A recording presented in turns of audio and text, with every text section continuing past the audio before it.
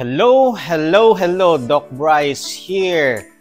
January is almost done.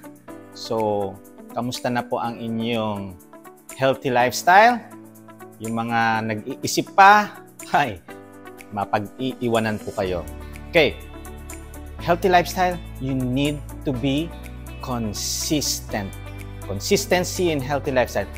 Paano yan? So, you need to do it daily, regularly. Ibig sabihin, every morning, you do it. Hindi lang sa exercise. 20% ang exercise. Ang pinaka-importante, 80% is the nutrition. So, yung kakainin natin. Kung ano yung pinapasok natin sa ating katawan, it should be nutritious. Okay? You can eat vegetables, meat, egg, fish, chicken, variety. Pero syempre, tandaan niyo palagi, eat whenever you are hungry. Huwag po yung makakita lang kayo ng pagkain, kain na. Yan yung tinatawag na binge eating.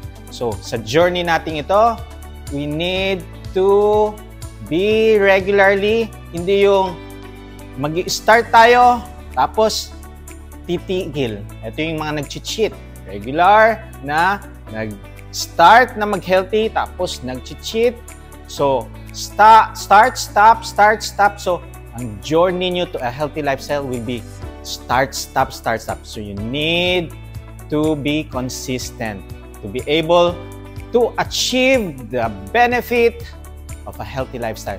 Kailangan yan regular. So, para ka lang pumapasok. Paggising mo, ligo, ganyan. So, ang kain natin dapat maging healthy.